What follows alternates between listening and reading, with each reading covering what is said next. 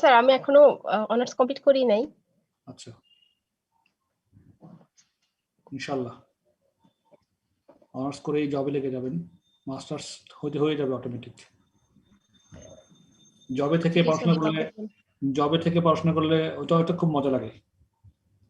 তাহলে যে জবের সঙ্গে ওই পড়াশোনাটা মিলাই জব করলে এটা তো একটা আনন্দ আছে। এনিওয়েজ, আমার মনে হয় যে আমাদের শুরু করা দরকার। 2 মিনিট অলরেডি হয়ে গেছে ক্লাস শুরুর। So let's start. বিসমিল্লাহির রহমানির রহিম। আমরা ওই যে ছিলাম কোথায়, আমি একটু স্ক্রিনটা শেয়ার করি।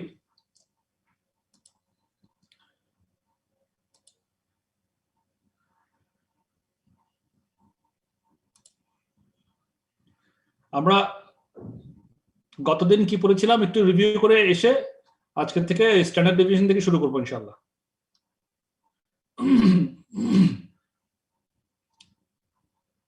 সো আমাদের চ্যাপ্টারটার শুরু ছিল এটা, যে treatment of uncertainty and risk in decision making. Chapter overview ছিল আমাদের dealing with risk and uncertainty. তার মধ্যে ডিসিশন ক্রাইটেরিয়া, পে অফ টেবলটা আমরা আজকে করব, measuring risk, value information, decision tree, এগুলি আর কি। তো আমরা overview of the topic overview সম্বন্ধে আলোচনা করেছিলাম, যে আমাদের রিস্ক এবং আনসার্টেনিটি নিয়ে যেগুলো ডিসিশন মেকিং এর মধ্যে যে সমস্ত রিস্ক এবং আনসার্টেনিটি থাকে সেগুলোকে আমরা কিভাবে যতটুকু পারি আমরা ওভারকাম কিভাবে করব। সেখানে রিস্ক এবং আনসার্টেনিটির মধ্যে ছিল, রিস্কটা হচ্ছে কি আমার কোয়ান্টিফাইবল, আনসার্টেনিটিটা কিন্তু আনকোয়ান্টিফাইবল। সো দুটাকে সমন্বয় করেই কিন্তু আমাদের একটা ভালো সিদ্ধান্তে যাওয়ার জন্য আমাদের এই প্রচেষ্টা থাকে। এবং প্রবাবিলিটিস এন্ড এক্সপেক্টেড ভ্যালুস পড়েছি আমরা, যে এক্সপেক্টেড যে ভ্যালুগুলো থাকে, এই যে যেরকম ইলাস্ট্রেশন ছিলাম, ইউনিট সোল, রেভিনিউ, 80টার জন্য কত প্রবাবিলিটি, 100টার জন্য কত প্রবাবিলিটি, 120টার জন্য কত প্রবাবিলিটি, এগুলোকে আবার গুণ করে করে একটার সঙ্গে পে অফ করা। যেমন 800 ইন্টু 1.5 তাহলে 120, তদ্রুপ 100, এরকম সবগুলোকে করে করে 1040 এগুলো ভ্যালু বের করা। এগুলো আমরা শিখেছি গত ক্লাসে। হিস্টোগ্রাম সম্বন্ধে জানলাম, যদি ডায়াগ্রামে করা হয়, ডায়াগ্রামিক গ্রাফিক্যাল প্রেজেন্টেশন যেটা হয় সেটা বলে হিস্টোগ্রাম। ক্যালকুলেটিং এক্সপেক্টেড ভ্যালু সেটা আমরা আগেও করেছি, এখন আবার দেখতে পাবে। আবার রিস্ক সম্বন্ধে বলা আছে যে রিস্ক 3 ধরনের ডিসিশন মেকিং আছে। There are 3 main types of decision maker. এটা হচ্ছে risk neutral, risk seekers and risk averse. এই বিষয়গুলো নিয়ে আমরা পরবর্তীতে আরো আলোচনা করব, যেখানে আমাদের যারা রিস্ক সিকার আছে, নিউট্রাল এবং seeker, risk neutral, risk seekers and risk adverse, এই ধরনের 3 ধরনের ক্যাটাগরির ডিসিশন মেকাররা কি ধরনের ডিসিশন নেয় সেই নিয়ে আজকে আলোচনার মধ্যে আমাদের চলে আসবে, একটু পরেই আসবে সেটা আমরা আলোচনা করবো আজকে। দেন আমরা এটাও প্রবাবিলিটি সম্বন্ধে একটা প্রবাবিলিটি, রেভিনিউ, এটাও আমরা করেছি। ইউটিলিটি থিওরি, যদি আমার অ্যামাউন্ট অফ মানে যদি ভ্যালু যদি বেশি হয়, অনেক টাকার বিষয় যদি হয়, তাহলে আমরা হয়তো রিস্ক নিতে আমাদের ভয় লাগবে। কম টাকার ভ্যালু যদি হয় তাহলে রিস্ক নিতে হয়তো বা অসুবিধা লাগে না, অনেক সময় আমরা রিস্ক নিয়ে ফেলি। কিন্তু অনেক টাকার যদি বিষয় হয় তাহলে আমরা রিস্ক নিতে ভয় পাই। সেটাই হচ্ছে ইউটিলিটি থিওরি। তারপর আমরা এক্সপেক্টেড ভ্যালু এক্সাম্পলস সম্বন্ধে সিচুয়েশন 1, সিচুয়েশন 2 আমরা আলোচনা করেছি। আমরা এখন জাস্ট আজকে থেকে শুরু করব স্ট্যান্ডার্ড ডেভিয়েশন। স্ট্যান্ডার্ড ডেভিয়েশনটা কি? In order to measure the risk associated with a particular project, it is helpful to find out how wide-ranging the possible outcomes are. Possible outcome গুলো কত বিস্তৃত। The conventional measure is the standard deviation. আমরা standard ডেভিয়েশনের মাধ্যমে এটা conventionally এটা করে থাকি। The standard deviation compares all the actual outcomes with the expected value or mean outcome. কি করে? স্ট্যান্ডার্ড ডেভিয়েশন কম্পেয়ার করে all the actual outcomes, যত অ্যাকচুয়াল আউটকাম থাকে, with the expected value or mean outcome. If it then calculates how far on average the outcomes deviate মানে হচ্ছে কি বিচ্যুতি, কত ডিফারেন্স আছে সেটা ডেভিয়েট করে, কতটুকু বিচ্যুতি থাকে। It then calculates how far, কতটুকু করে, on average, how far on average the outcomes deviate from the mean. তার মানে আগে একটা মিন বের করতে হবে, মিন করার পরে আমরা সেটা ডিফারেন্স ডেভিয়েশনটা কত সেটা ডেভিয়েশনটা কত সেটা তখন ক্যালকুলেশন করে দেখবো। It is calculated using a formula, একটা ফর্মুলার মাধ্যমে এটা আমরা ক্যালকুলেশন করে থাকি। The basic idea is that the standard deviation is a measure of volatility. কতটুক ভোলাটাইল সেটাকে মেজার করার জন্য স্ট্যান্ডার্ড ডেভিয়েশনটা কিন্তু বেসিক আইডিয়া হচ্ছে স্ট্যান্ডার্ড ডেভিয়েশন করার বেসিক আইডিয়া হচ্ছে আমাদের ডেভিয়েশনটা কতটুকু ভোলাটাইল সেটাকে মেজার করা। The more the actual outcome vary from the average outcome, the more volatile the returns, and therefore the more risk involved in the investment and decision. কোন investment করার সময় বা কোন ডিসিশন নেওয়ার সময় যখন আমরা স্ট্যান্ডার্ড ডেভিয়েশন করে যখন আমরা ওটা মেজার করি, এভারেজ সঙ্গে ওটার কত ডেভিয়েশন দেখি, যত বেশি ভোলাটাইল হবে the more that actual outcomes vary from the average outcome, the more volatile the returns, and therefore the more risk involved. তো ফর্মুলাটা কি? স্ট্যান্ডার্ড ডেভিয়েশন ফর্মুলাটা বলা আছে এখানে, এইটা আছে ফর্মুলা। স্ট্যান্ডার্ড ডেভিয়েশন দিয়ে এটা রুট ওভার দিয়ে sum of x minus x bar whole square and divide করলে এটা আমাদের standard deviation formula. Standard deviation formula এখানে বলা আছে যে standard deviation is summation of x মানে each value in the data sheet, x সমান each value in the data sheet, x bar হচ্ছে কি mean of all values in the data sheet, R n হচ্ছে number of value in the data sheet, data set. Let's examine how standard deviations are calculated and used by considering the following illustration. Illustration মাধ্যমে আমরা দেখি কিভাবে করি। A company is considering whether to make product X or product Y. They cannot make both products. The estimated sales demand for each product is uncertain, and the following probability distribution of the net present values for each product has been identified.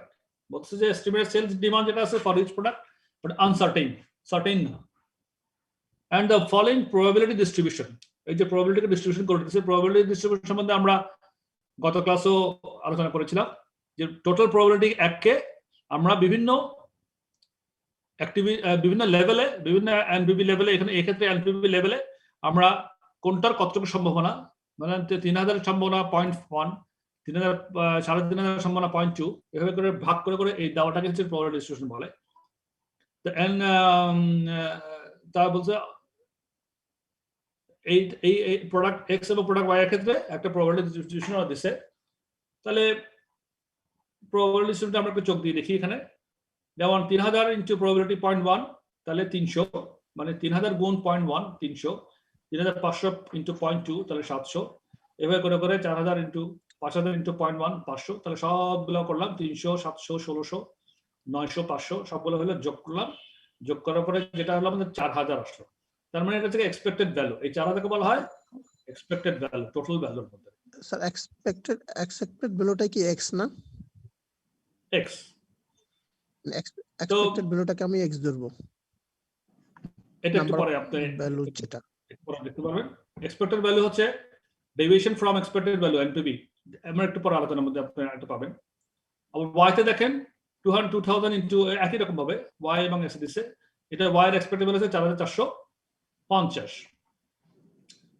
এবার দেখেন net present value deviation from expected values, এই যে প্রত্যেকটা net present value যেটা আছে 3000 3500 4000 4500 500, এটার সঙ্গে 4000 এর ডিফারেন্স, 3000 মাইনাস 4000 3500 মাইনাস 4000 এভাবে করে করে, তাহলে এটা হচ্ছে মাইনাস 1000 মাইনাস 500, এটা 0, 4000 মাইনাস 4000 সমান 0, মানে প্রত্যেকটা লেভেল অফ অ্যাক্টিভিটিতে এনপিভি লেভেলে আমাদের ডেভিয়েশনটা কত সেটা বের করতেছি আমরা।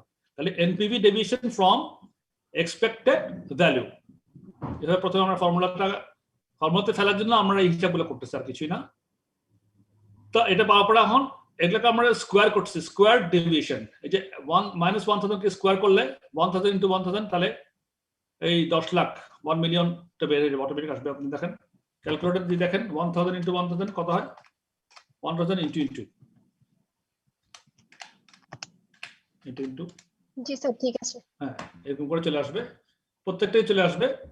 তারপরে যেমন 500টাকে স্কোয়ার ডিভিশন করলে আমাদের স্কোয়ার করলে এবং ডেভিয়েশনটাকে আমি স্কোয়ার করছি, করার পরে ওইটাকে আবার আমরা ওই প্রবাবিলিটির মধ্যে ফেলতেছি 0.12, 0.1, 0.2, 0.4, 0.2, 0.1 এই প্রবাবিলিটি আবার ফেলতেছি, তাহলে আবার তখন ওয়েটেড অ্যামাউন্টটা পাচ্ছি, ওয়েটেড অ্যামাউন্টটা তখন পেয়ে যাচ্ছি এই 1,50,000 0 50,050 কোনটা weighted amount? Standard square division amount 50,000। তাহলে সাম অফ ওয়েটেড স্কোয়ার হচ্ছে কি স্কোয়ার ডিভিশন 3 লাখ, সব যোগ 3 লাখ। এটাকে যদি আমরা স্কোয়ার করি তাহলে স্কোয়ার স্ট্যান্ডার্ড ডেভিয়েশন স্কোয়ার করলে স্কোয়ার না আপনার যে রুট ওভার করলে আই মিন 3 লাখকে রুট ওভার করলে 5,47,072 আসবে। 3 লাখ রুট ওভার করলে 5 লাখ 447.42 547.42। জি স্যার। এটা হচ্ছে আমাদের স্ট্যান্ডার্ড ডেভিয়েশন বের করলাম, আবার এক্সপেক্টেড বলতে 4,080। ঠিক একইভাবে প্রোডাক্ট ওয়াইটাকেও করলাম, সবগুলোকে এরকম করে করে এই যে 2000 মাইনাস 4450 সমান সমান মাইনাস 245 এভাবে করে করে সবগুলো থেকে বাদ দিলাম একটা 4450 কোথা থেকে পেয়েছি প্রশ্নে আমাদের আমরা যেটা এক্সপেক্টেড ভ্যালু যেটা বের করেছিলাম 4450 2000 থেকে 4450 বাদ দিছি, 3000 থেকে 4450 বাদ দিছি, এভাবে করে করে সবগুলো থেকে একটা বাদ দিছি, বাদ দিয়ে আমাদের এখানে এই রেজাল্টটা আসছে। আবার এটাকে স্কোয়ার ডিভিশন করলাম, প্রবাবিলিটি দিয়ে গুণ করলাম, গুণ করার পরে আমাদের টোটাল আসলো 1147500। এটাকে রুট ওভার করলাম, রুট ওভার করলে 1071.21। হ্যাঁ, এটা থেকে স্ট্যান্ডার্ড ডেভিয়েশন বের হয়ে গেল। আর এক্সপেক্টেড ভ্যালু 4,450 রয়ে গেল। আমি বলছি the expected net present value for each product gives us an average value based on the probability associated with each possible profit outcome.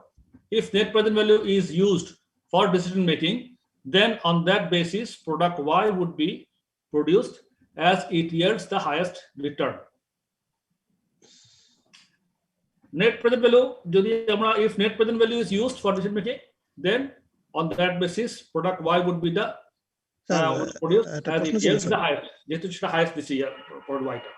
However, the net present value for each product does not indicate the range of profits that may result. By calculating the standard deviation, this allows us to identify a range of values that could occur for the profit for each product. Product Y has a higher standard deviation. দেখেন এখানে standard ডিভিশনের মধ্যে product X এর standard division হইছে 547.72 আর product Y এর standard division 1071 বেরিয়েছে।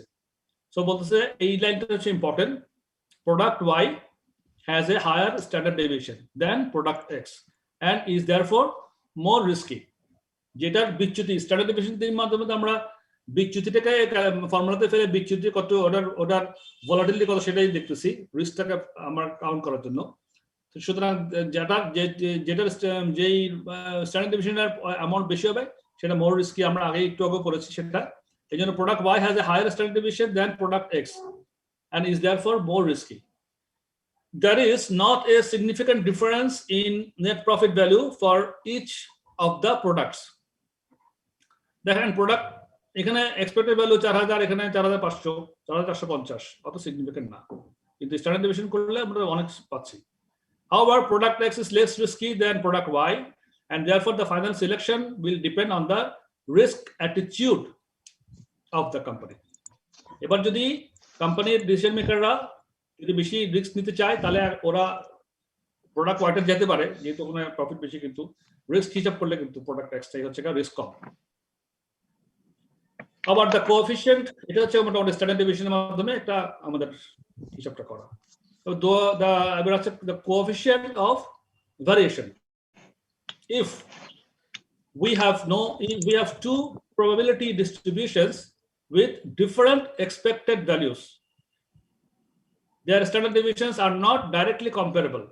যদি আমাদের কাছে দুইটা probability distribution ভ্যালুগুলো থাকে এবং ডিফারেন্ট এক্সপেক্টেড ভ্যালুস থাকে, তাহলে তো আমরা স্ট্যান্ডার্ড ডেভিয়েশন করে কম্পেয়ার করতে পারবো না, মানে এটা ঠিক ওয়ার্থ হবে না।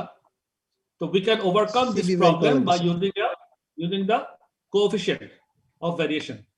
The standard variation divided by the expected value. Coefficient variation কি বের করব?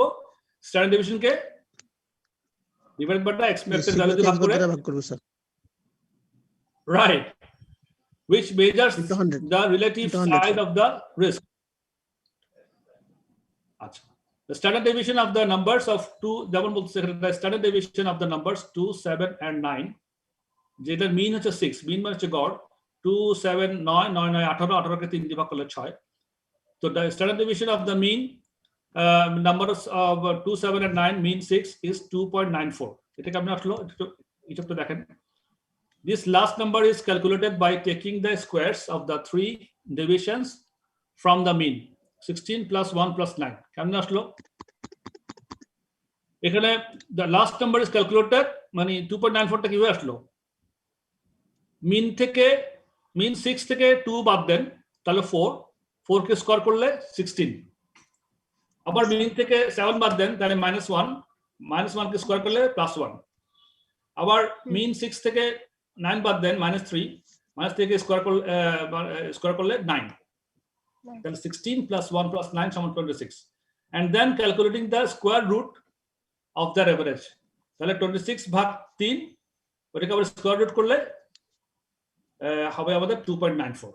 26 টা আমরা পেলাম, এটাকে আবার আমরা মিন, এটাকে আবার 3 দিয়ে ভাগ করে, আবার ওই যেহেতু তিনটা সংখ্যা যখন 3 দিয়ে ভাগ করলাম, তারপর ওটাকে রুট ওভার করলে, স্কোয়ার রুট করলে, রুট ওভার করলে 2.94 টা আসবে।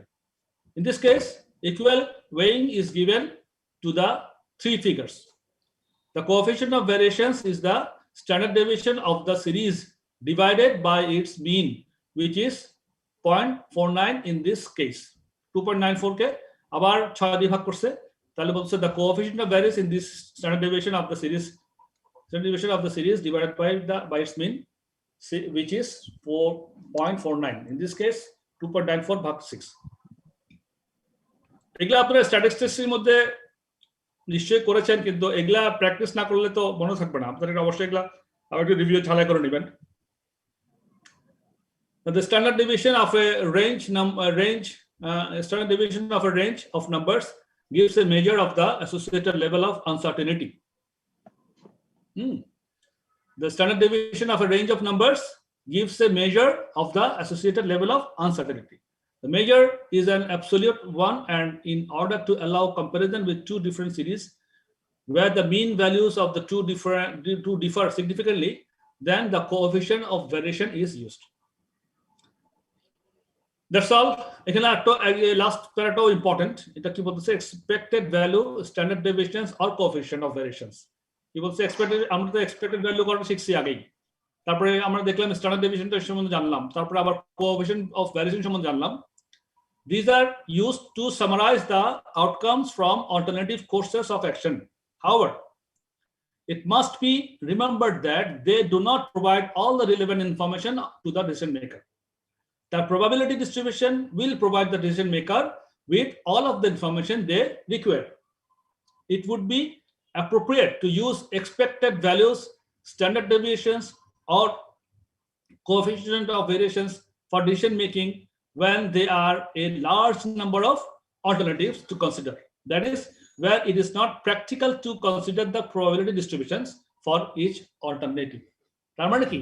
Probability distribution যে সবসময় আপনার কাজে আসবে তা না, কিন্তু যখন লার্জ নাম্বার অফ ডেটা থাকবে, হ্যাঁ, তখন আপনারা কিন্তু এই ডিফারেন্ট টেকনিক্স গুলো আমাদেরকে তখন অ্যাপ্লাই করতে হবে। এখন advantages and disadvantages of EVs. Advantage কি? Takes account of expected values এর অ্যাডভান্টেজ গুলো কি? Takes account of risk, easy decision rule, simple. আর ডিসঅ্যাডভান্টেজ কি? Subjective, not useful for one-offs, ignores attitudes to risk, answer may not be possible. এই further expression advantage এবং disadvantage আমার এখানে বলা আছে, এগুলোতে আমি আর পড়লাম না, অবশ্য ছোটই আছে, একটু পড়ে দিতে পারি। Advantage takes risk into account by considering the probability of each possible outcome and using this information to calculate an expected value. The information is reduced to a single number, resulting in easier decisions, and calculations are relatively simple. Disadvantage: the probabilities used are usually very subjective. the EV is merely a weighted average and therefore has little meaning for one-off project. EV gives no indication to the dispersion of possible outcomes about the EVs, that is the risk. EV may not correspond to any of the actual possible outcomes. Anyways, জানলাম এই হচ্ছে কি মোটামুটি standard ডেভিয়েশনের মধ্যে একটা ধারণা পেলাম আমরা। এগুলো আপনারা একটু প্র্যাকটিস থাকলে ভালো হবে, কারণ পরীক্ষাতে যদি চলে আসে 2-4 মার্কস 5 মার্কস 6 মার্কসের জন্য এখান থেকে অঙ্ক দিয়ে ফেলতে পারে অথবা কনসেপচুয়াল কোশ্চেন জিজ্ঞেস করতে পারে। তো একটু ঝালাই করে নেবেন এগুলো অবশ্যই। Pay off tables and decision criteria. What is pay off table? তাহলে দেখি তাহলে কি পে অফ টেবিল সম্বন্ধে আপনাদের শর্ট নোট আসতে পারে যে what is pay off table. হ্যাঁ, পে অফ টেবিল সম্বন্ধে কিছু আপনি আমাকে ডিসক্রাইব করেন, এই ধরনের কিছু কোশ্চেন আসতে পারে বা ছোট একটা অঙ্ক দিয়ে ফেলতে পারে পে অফ টেবিল থেকে। When evaluating alternative courses of action, hello আপনারা কি শুনতে পাচ্ছেন আমাকে? না, আমি তো অনেকক্ষণ আপনাদের কথা শুনতে পাচ্ছি না। জি, ওকে ওকে। Pay off tables and decision criteria. When evaluating alternative course of action, management's decision will often pay off depend. টেবিলের বাংলাটা কি স্যার? বাংলা পে অফ টেবিলে বাংলা কি হতে পারে? মানে আপনাকে পে করবে, বাংলা তো আমি বলতে পারতেছি না। অবডেতে পে নাকি স্যার? হ্যাঁ, মানে পে তো পরিশোধ, মানে পে অফ বলতে এখানে স্যার মানে অফশোর মানে যে কোনো একটা কাজ, না অবডেতে কোনো কাজ বা না, এটা একটা টেবিলের মতো।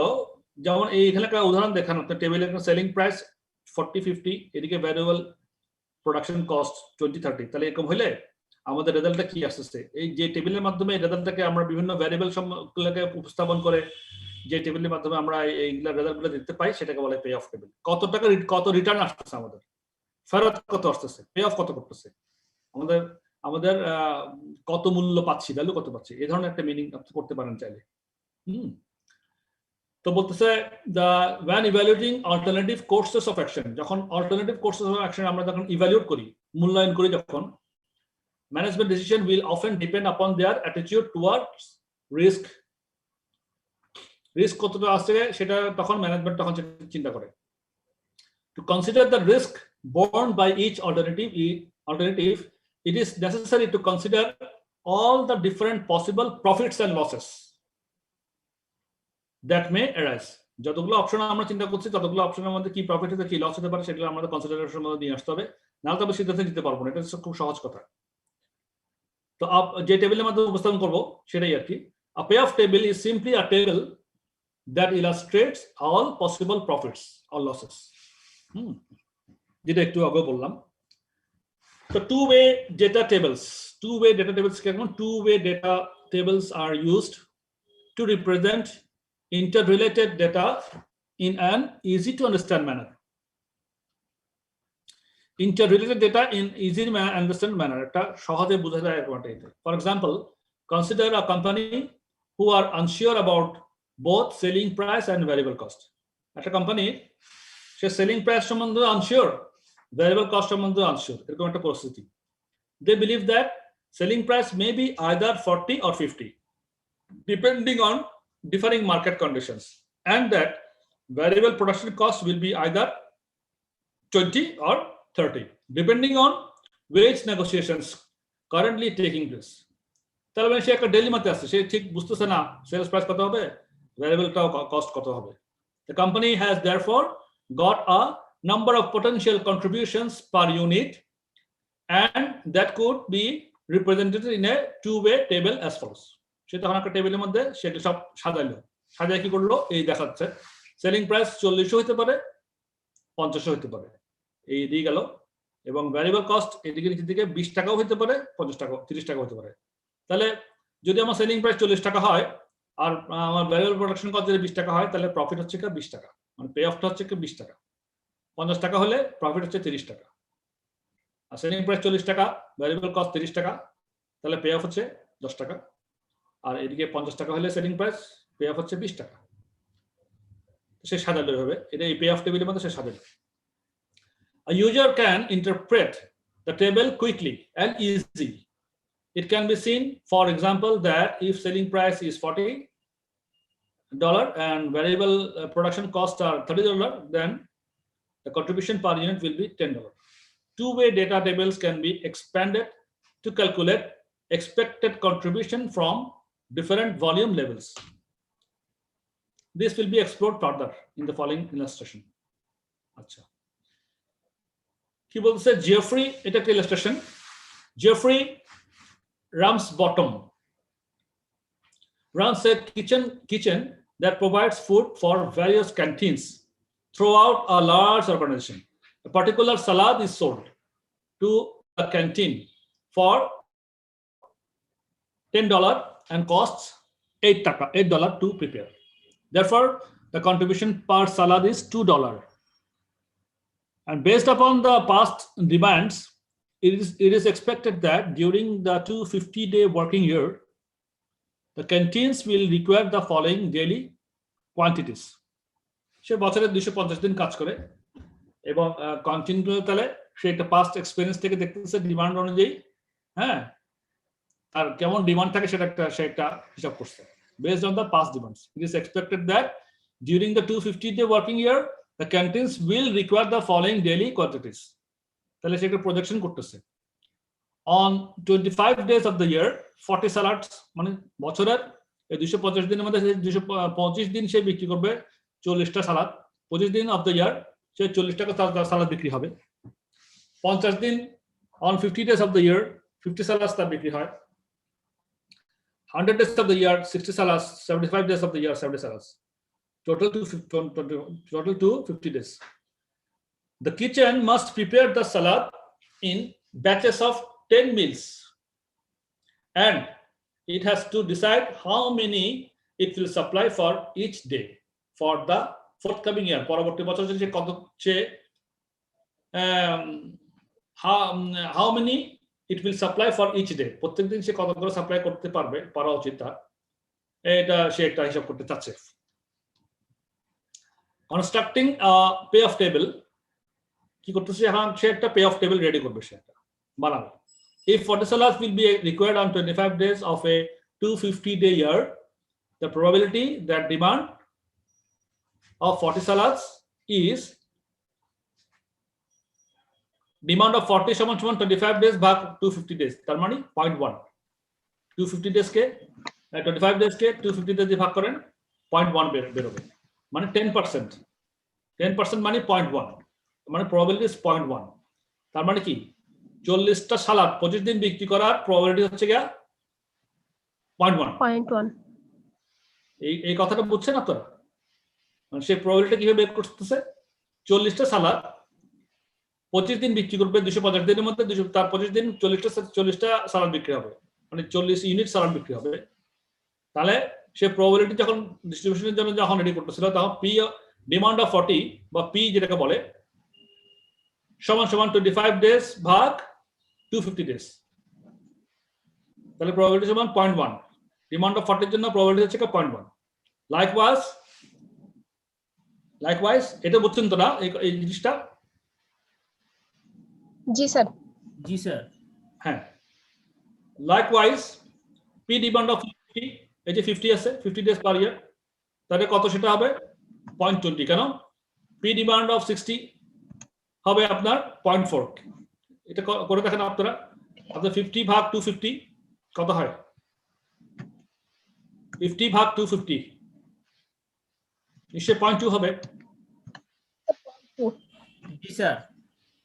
100 ভাগ 250 নিশ্চয় 0.4 হবে।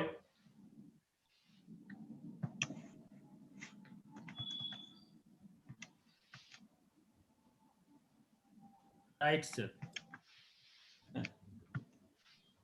তো এরকমই 75 ডেজ ভাগ 250 ডেজ, তাহলে হবে আমাদের 0.3। সেভাবে আমরা একটা প্রবাবিলিটি বের করলাম। তার মানে 40 সালের ডিমান্ড প্রবাবিলিটি হচ্ছে 0.1, 50 এর প্রবাবিলিটি 0.2, 60 এর প্রবাবিলিটি হচ্ছে 0.4, 70 এর প্রবাবিলিটি হচ্ছে 0.3। Now let's look at the different values of the profit or losses depending on how many salads are supplied and sold. For example, এখন আমরা কত সালাদ সাপ্লাই করব এবং বিক্রি করব সেটার উপরে আমরা profit different values of profit and loss বের করবো আমরা। For example, if you supply 40 salads and all are sold, our profits amount কত হবে? তাহলে আমাদের তো 2 টাকা করে প্রফিট না, 10 টাকা করে সেলস প্রাইস, 8 টাকা করে আমাদের ইয়ে লাগে, আপনার খরচ হয়। দেয়ারফর দ্য কন্ট্রিবিউশন $2 আছে। তাহলে 40টা সালাদ যদি বিক্রি করি তাহলে আমার প্রফিট কত টাকা? 80 টাকা না? 40 দুগুণ 80 টাকা। For example, if we supply 40 salads and sell and all are sold, 40টা সাপ্লাই 40টা ডিমান্ড, বা 40টা ডিমান্ড 40 সাপ্লাই, যেটাই বলো না কেন, অল সোল্ড, তাহলে কিন্তু প্রফিট হচ্ছে কি আমার 40 গুণ 2, 80 টাকা। কিন্তু 40টা আমার সাপ্লাই বেশি করলাম, ডিমান্ড কম ছিল, তাহলে তো আমার লস হতে পারে। তো সেটা হিসাব পরবর্তী দেখেন, if however we supply 50 salads but only 40 are sold, 50টা সাপ্লাই দিলাম, 40টা বিক্রি করলাম, তাহলে প্রফিটে কি হবে? ওই 10টা যে অবিক্রিত থাকলো, সালাদ তো পচে যাবে, তাই না? সালাদ তো থাকবে না, নষ্ট হয়ে যাবে, তো বিক্রি থাকবে, ওটা পুরোটাই লস। সো আমার কস্টিং 8 টাকা করে, 10টার কস্টিং কত টাকা? 80 টাকা। 80 টাকা। তাহলে আমার প্রফিট কি থাকবে? আমি 40টা বিক্রি করে 2 টাকা করে প্রফিট করব, তাহলে 80 টাকা লাভ। আবার 10টা বিক্রি করতে পারলাম না, ওটার জন্য আমার 80 টাকা লস, তাহলে প্রফিট কি হলো? শূন্য। প্রফিট তখন শূন্য হয়ে যাবে। এই জন্যই এটা এই বলতেছে, if however we supply 50 salads but only 40 are sold, our profits will amount to 40 into 2 minus 10 unsold salads into 8 per unit cost সমান 0. Note too that there is an upper limit to the potential profit in some instance. If, for example, we supply 60 salads, then the maximum we can sell is 60 salads with a profit of 2 per unit and 120 overall. If demand reaches 70 salads, we can still only sell 60 salads. Therefore, maximum profit we can make from supplying 60 salads is 120. মানে আমরা 50টা সালাদ supply দিয়ে 40টা বিক্রি করে যেরকম করছি, তার ঠিক উল্টাটা হচ্ছে, যদি আমার ডিমান্ড বেশি, আমার সাপ্লাই ডিমান্ড বেশি থাকে কিন্তু সাপ্লাই কম, তাহলে তো আমার যতটুকু সাপ্লাই দিচ্ছি ওটুকুই আমার প্রফিট। যেমন এক্ষেত্রে আমার ডিমান্ড হচ্ছে 70টা, সাপ্লাই দিচ্ছি 60টা, 60টা ডিমান্ড 60টা সাপ্লাই দিলে 120 টাকা লাভ। কিন্তু 70টা ডিমান্ড 60টা সাপ্লাই দিলাম, তাও 120 টাকা লাভ। ওই 10টা তো সেলই করতে পারলাম না, কিন্তু ওটা তো কোনো লস নাই। যে 10টা আমার বিক্রি করতে পারি নাই, সেই 10টা তো আমি সাপ্লাইও দিইনি, তার মানে আমার কোনো কস্ট অফ প্রোডাকশন নাই সেখানে। তাহলে ওই টাকাটাও আমার বেঁচে গেল, কিন্তু আমি কিন্তু মিস করলাম কিছু। 10টা টাকা, 10টা ডিমান্ডে সাপ্লাই দিতে পারিনি বলে ওই 10টার 20 টাকা প্রফিট আমরা লস করলাম, একদিক দিয়ে অপরচুনিটি লস বলতে পারেন সেটাকে। এখন সে এই যে এটার উপর ডিপেন্ড করে এখন সে পে অফ টেবিলটাকে সাজাচ্ছে। তো পে অফ টেবিল উড তাহলে কি হবে? Appear as follows. এই লাইনে দিছে ডেইলি সাপ্লাই, এক্স লাইনে, আর ওয়াই লাইনে দিছে ডেইলি ডিমান্ড। ডেইলি সাপ্লাই 40, 50, 60, 70, এই যে ওখানে বলা আছে 40, 50, 60, 70। আর প্রবাবিলিটি গুলো আমরা বের করছি, এগুলো ভাগ করে 250, 25, এগুলো আমরা হিসাব করছিলাম একটু আগেই। তাহলে 40 daily demand, daily supply, daily ডিমান্ডও 40টা থাকতে পারে, 50টা থাকতে পারে, 60টা থাকতে পারে, 70টা থাকতে পারে। ডেইলি সাপ্লাইও 40, 50, 60, 70 থাকতে পারে। প্রবাবিলিটি 40টা সাপ্লাই সালাদের ক্ষেত্রে প্রবাবিলিটি থেকে 0.1, 50টার ক্ষেত্রে 0.2, 60টার ক্ষেত্রে 0.4, 70টার ক্ষেত্রে 0.3, এগুলো আমরা একটু আগে হিসাব করলাম। এখন এবারে এখানে হচ্ছে আমার কত টাকা সেটা হিসাব করছি। কেমন? 40টা সাপ্লাই, ডিমান্ড 40, সাপ্লাই 40, তাহলে 40 দুগুণ 2 টাকা করে প্রফিট, 40 দুগুণ 80 টাকা পেয়ে গেলাম, পে অফটা এটা পেলাম। হ্যাঁ, আবার দেখেন ডিমান্ড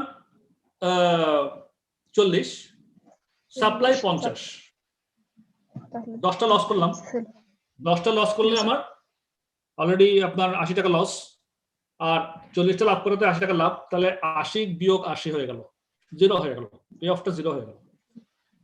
আবার যদি আমরা 60টা সাপ্লাই দিই 40টা ডিমান্ডের ক্ষেত্রে, তাহলে কিন্তু 20টা সালাদের টাকা লস। তাহলে 20টাতে আপনার 8 দুগুণ 8 টাকা করে, একটাতে হলে 20টাতে 8 দুগুণ 16, 160 টাকা লস। ওটা থেকে আবার প্রফিট করলাম 40টার থেকে 2 টাকা করে 80 টাকা, তাহলে 80 টাকা বিয়োগ, তাহলে 80 টাকা নেট, 80 টাকা লস যদি আমার সাপ্লাই বেশি করে ফেলে ডিমান্ডটা কম থাকে। সেক্ষেত্রে একই রকম 70টার ক্ষেত্রেও আরো বেশি, আরো 80 টাকা বেশি, হ্যাঁ 160 টাকা হয়ে গেল, মানে 30টা আমার লস যাবে। তাহলে 30টা লস গেলে আপনার 3/24 240 টাকা লস, আর লাভ হচ্ছে 80 টাকা। তাহলে 240 থেকে লাভ 80 বাদ দিলে 160 টাকা। এইভাবে করে করে আমরা সব হিসাব করলাম। তো হিসাব করার পরে আর আমি হিসাব না করি, হিসাবটা বুঝে গেছি আমরা কিভাবে করবো। এখন সবগুলো আমরা এখন সাজাইলাম, সাজানোর পরে আমরা এখন একটা দেখতে পাচ্ছি যে আমাদের অবস্থা কি। এই যে আমরা যে মুখোমুখি যে হিসাবটা করলাম ওই হিসাব সম্বন্ধে এখানে বলা আছে পুরোপুরি, হ্যাঁ যারা এটা পড়লেও আপনারা ক্লিয়ার হতে পারবেন। তো এখন দেখেন এখানে পে অফ টেবিলে সবচেয়ে বেশি লাভ কোনটাতে, কত টাকা?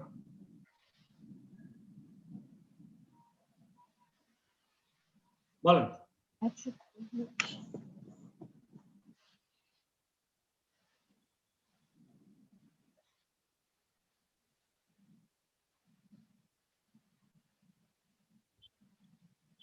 জি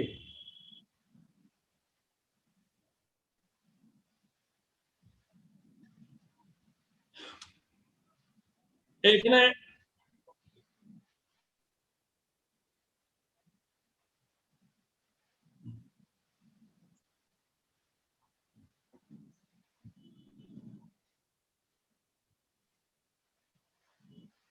ওটা হবে সামনে, এটা আপনি ওয়েট করেন, পাবেন ওটা। আগে আমি পে অফ টেবিলটা সাজালাম, এটা হচ্ছে আমি সাজালাম যে পে অফ টেবিলটা, হ্যাঁ। আর আপনি যে প্রশ্নটা করছেন সেটার উত্তর একটু পরেই পাবেন। ওকে, দেখেন এখানে EV of supplying 40 sellers, economic value of supplying 40 sellers 0.1 into 80 plus 0.2 into 80 plus 0.4 into 80 plus 0.3 into minus 80 into 80 সমান 80। এভাবেও কিন্তু আপনার এবি এক্সপেক্টেড ভ্যালু অফ সালাদটা আপনি এখানে পাচ্ছেন। This could then be used to determine the expected value from each daily expect level. এই যে আমরা যেটা বের করলাম, এই যে পে অফ টেবিল বের করলাম, this could then be used to determine the expected value. আমরা বের করলাম পে অফ টেবিল, এখান থেকে আমরা এক্সপেক্টেড ভ্যালু বের করব। এই যে পে অফ টেবিলটা বের করলাম, এটাতে প্রবাবিলিটি কত আছে, প্রবাবিলিটির ইফেক্টটা কি? Expected value of supplying 40 sellers probability এখানে কি 80টা 40 সেলারদের দেখেন 80 80 80 80 80 40 সেলার যদি ডিমান্ড সাপ্লাই হয় তাহলে এটা কত, আমাদের ইভি কত হবে? 40 সেলারদের 80.1, এখানে এই সবগুলো যোগ করলে তো প্রবাবিলিটি 1 হচ্ছে, তাই না? 0.1 যোগ 0.2 যোগ 0.4 যোগ 0.3, তাহলে কত হয়? 1 ফুল হচ্ছে না আমার? তাহলে প্রবাবিলিটি ফুল হচ্ছে এখানে। তাহলে আমি এগুলা সবগুলোকে গুণ করব, 80.1 80 into 0.1 80 into 0.2 80 into 0.4 80 into 0.3, তাহলে কত বের হচ্ছে আমার? এটাই বেরোবে। দেখেন এটাও তো অঙ্কটা করে দিচ্ছে, আমাদের আর কষ্ট করার দরকার নেই। 0.1 into 80 0.2 into 80 0.4 into 80 0.3 into 80 সমান 80। আবার দেখেন EV of supplying 50 sellers 0.1 into 0 0.2 into 100, এই যে 100, আবার 0.4 into 100 এই 100টা, আবার 0.3 into এই 100টা, তাহলে আমাদের ইভি কত বেড়ে গেল? 90। বুঝতেছেন বিষয়টা নুরুজ্জামান সাহেব? প্রবাবিলিটি হিসাবটা দেখতেছেন এখন? জি। তো আবার 60 সেলারদের তাই দেখেন -80, কিন্তু এটা -80 লস তো, ইন্টু 0.1, তারপরে +20 ইন্টু 0.2 120 ইন্টু 0.4 120 ইন্টু 0.3, তাহলে হিসাব করলে কিন্তু যোগ বিয়োগ করলে এটা এটা -8 থেকে তো -80 ইন্টু 0.1 এটা কিন্তু মাইনাস হবে। করে দেখেন এটা ক্যালকুলেট করার থেকে আপনারা সবাই -80 ইন্টু 0.1, তাহলে এম মাইনাসে রাখেন, তারপরে আপনার 20 ইন্টু 0.2 প্লাস এম প্লাসে রাখেন, 120 ইন্টু 0.4 এটাও এম প্লাসে রাখেন, 120 ইন্টু 0.3 এটাও এম প্লাসে রাখেন, তারপরে এমআরসি দেন, কত হয়? এটা 80 হয় কিনা দেখেন, এটা 80 সবাই 80% দেখেন। কারণ এখানে একটা মাইনাস ফিগার আছে, তো আমি চাচ্ছি সবাই একটু করুন জিনিসটা।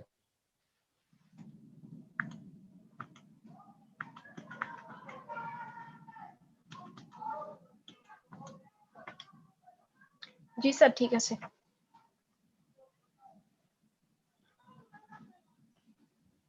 নুরুজ্জামান সাহেব করছেন?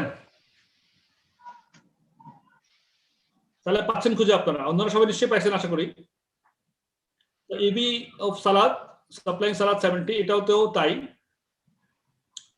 এই যে আপনার 70 সালাদ, তাহলে আমার 160 এটা minus figure into 0.1 plus minus 60 into 0.2 plus 40 into 0.4 plus 140 into 0.3, তাহলে আমার 30 টাকা আসছে। তাহলে দেখেন আমাদের এক্সপেক্টেড ভ্যালুতে আমরা কিন্তু প্রবাবিলিটি দিয়ে, প্রবাবিলিটি ডিস্ট্রিবিউশন টেবিল দিয়ে করলাম এবং আমাদের এই যে পে অফ টেবিল দিয়ে করলাম। সো আমাদের রেজাল্ট চলে আসছে এখন হাতে।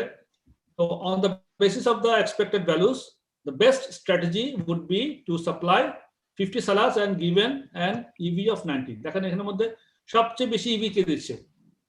40 সালাদে দিচ্ছে 80, 50 সালাদে দিচ্ছে 90, 60 সালাদে দিচ্ছে 80, 70 সালাদে দিচ্ছে 30।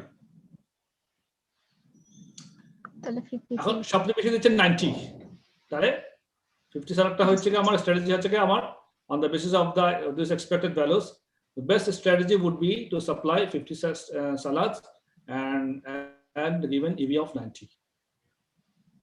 এই হচ্ছে কি মোটামুটি এই এক্সাম্পল 2টাও একই রকম।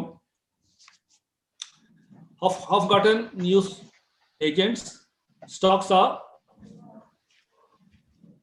down.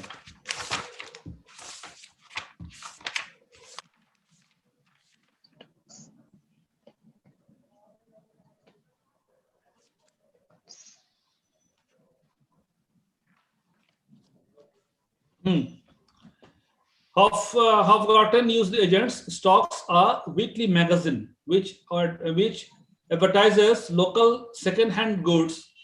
Mary and the and goods, second-hand goods. Mary, the owner not Mary. The owner can buy the magazines for 15 cents each, sell them at the retail price of 25 cents. At the end of each week, unsold magazines are obsolete and have no value. Mary estimates a probability distribution for weekly demand, which looks like this. Weekly demand in units 10, 15, 20, probability 0.2, 0.55, 0.25. তাহলে total probability 101. Require also calculate the expected value of demand. হ্যাঁ, আর আটটা requirement করতে কি if Mary is to order a fixed quantity of magazines per week, calculate how many should that be. যদি fixed একটা quantity সে কিনতে চায় তাহলে কত হইতে পারে সেটা। Assume no seasonal variations in the demand. আমরা সিজনাল ভ্যারিয়েশন সম্বন্ধে আগের চ্যাপ্টারগুলোতে পড়াশোনা করেছি, হোয়াট ইজ সিজনাল ভ্যারিয়েশন জানি আমরা। তো ধরেন যে কোনো সিজনাল ভ্যারিয়েশন নাই, তাহলে উইকলি ম্যাগাজিন সে কত পার উইকে কিনা উচিত তার সেটা হিসাব করতে বলছে। তো expected demand of EV of demand তো আমরা ইজিলি পারতেছি। মনে করেন 10 into 0.2 plus 15 into 0.55, হ্যাঁ, plus 20 into 0.25, তাহলে কত হয়?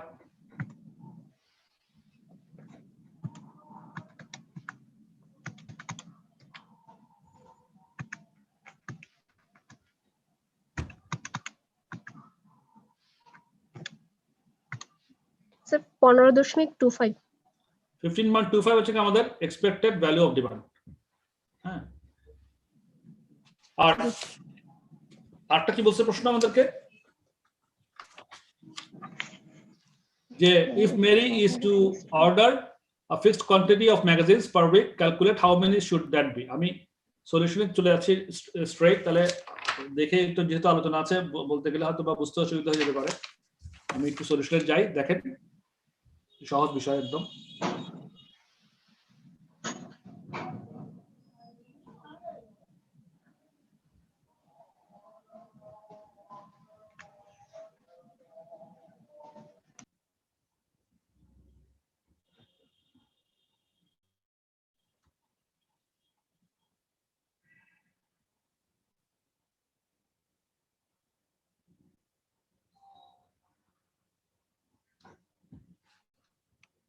এই যে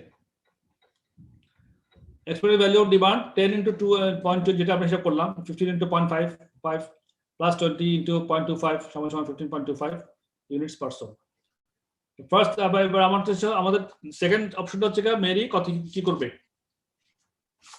আমাদের সেকেন্ড অপশনটা কি? অর্ডার করবে একটা system. How many, if Mary is to order a fixed quantity of magazines per week, calculate how many should that be. তাহলে কিভাবে করব? The first step is to set up a decision matrix of possible strategies, numbers board and possible demands as follows. Number of demand 10 15 20, strategy number of board 10 15 60 20 একটা possible একটা আমরা matrix করতেছি, decision matrix করার জন্য ফেলতেছি। The payoff from each combination of action and outcomes is then computed. এবার আমরা প্রত্যেকটা অ্যাকশন এবং আউটকাম নিয়ে পে অফ কি হবে সেটা হিসাব করব। যেমন যদি নো সেল করি, কোনোদিন সেল না করি, তাহলে cost of 15 Saint per magazine. যদি কোনো সেল না করি তাহলে কি হয়, আমাদের 15 সেন্ট করে পার ম্যাগাজিনে আমার কস্ট বিয়ার করতে হবে, যেটা আমরা একটু আগে অন্য একটা অঙ্ক করেছিলাম। আর যদি বিক্রি করতে পারি, সেল করতে পারি, তাহলে প্রফিট হবে 25 সেন্টে বিক্রি করবো, 15 সেন্টে কিনবো, তাহলে 10 সেন্ট পার ম্যাগাজিন আমাদের কি হবে, প্রফিট হবে। তাহলে কি হলো, যদি বিক্রি করতে নো সেল, যদি কোনো বিক্রি না হয়, তাহলে 15 সেন্ট লস, কস্ট বা লস হয়ে যাবে, আর সেল করলে প্রফিট হয়ে যাবে 10 Saint. And payoffs are shown for each combination of strategy and outcome. কিভাবে করলাম, এভাবে প্রবাবিলিটি হচ্ছে, প্রবাবিলিটি আমাদের 0.2 0.55 0.25 দেওয়া আছে, আউটকাম 10 15 20 এগুলোর প্রবাবিলিটি আমরা অঙ্কে পেয়েছিলাম। নাম্বার বট ডিসিশনটা কি হতে পারে এখন, 10 15 20 নাম্বার বট আর নাম্বার ডিমান্ড। যদি আমাদের 10টা ইয়ে হয়, 10টা কিনি 10টা সাপ্লাই করি, তাহলে তো আমাদের কত টাকা, 10 সেন্ট করে লাভ না?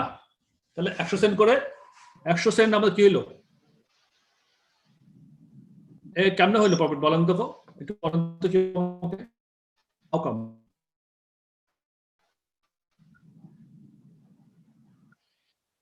জি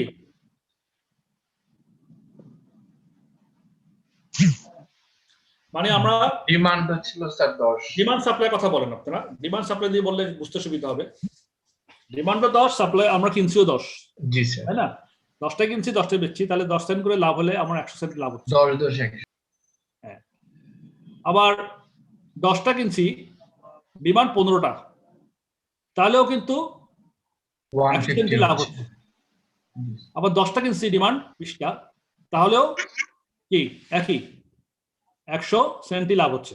জি এবার 15টা কিনছি, ডিমান্ড 10টা, তাহলে তো 5টা কিনছি, 5টা লস আমাকে হিসাব করতে হবে, তাই না? তাহলে হিসাব করেন, জি স্যার। 5টার হিসাব করলে 5টা কিনতে কত টাকা গেল?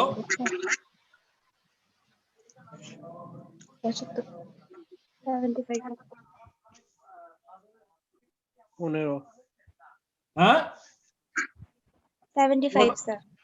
75 টাকা আবার লস না, আর 10 টাকা তো লাভ করছি, 25 প্রফিট। 100 টাকা লাভ করছি, 100 সেন্ট, তাহলে 100 লাভ 75 ক্ষতি, তাহলে 25 হচ্ছে কি আমার নেট থাকলো, রিমেনিং থাকলো। তাহলে 15টা সে 15টা কিনলাম, 15টা বিক্রি করলাম, তাহলে তো 15.150 সেন্ট পুরোই লাভ করলাম।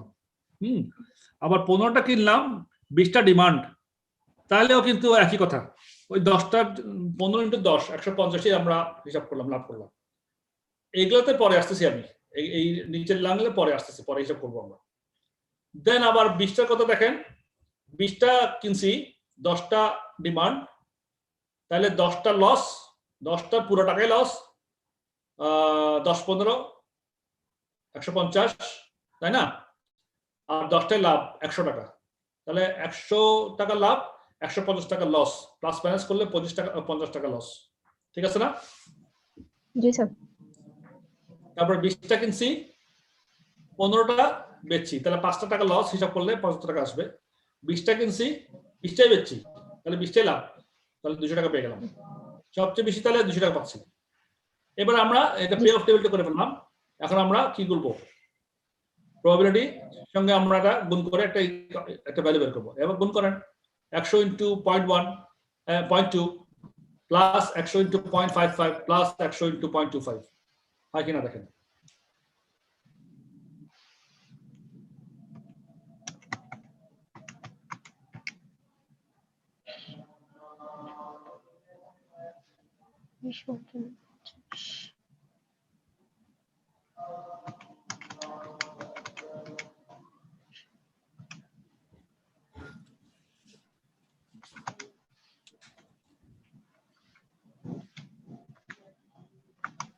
অবশ্যই হবে।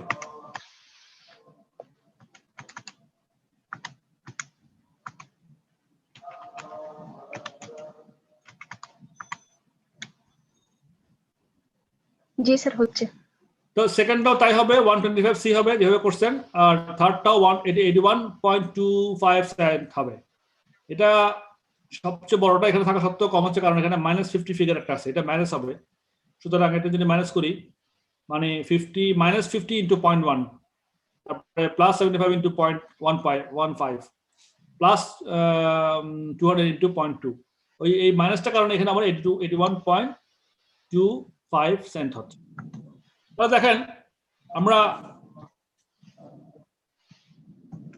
প্রবাবিলিটি ইফেক্টটা দেওয়ার পরে কি পাচ্ছি,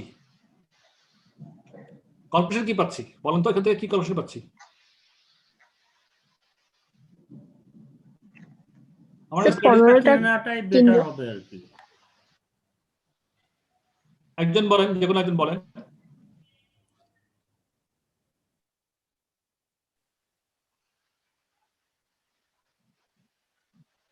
প্রবাবিলিটি দিয়ে আমরা হিসাব করে দেখলাম যে 15টার ক্ষেত্রে আমাদের স্ট্র্যাটেজিটা নেওয়াটাই হচ্ছে বেটার হবে। হ্যাঁ, তো কনক্লুশন হচ্ছে that strategy which gives the highest expected value is to stop 15 magazines each week. ঠিক আছে না? জি স্যার। এই হলো কি মোটামুটি বিষয়টা। তাহলে আমরা আগে যাকে ফিরে যাই, মোটামুটি বুঝতে পারলাম প্রবাবিলিটি ডিস্ট্রিবিউশনটা। আরে করে চলে আসলাম।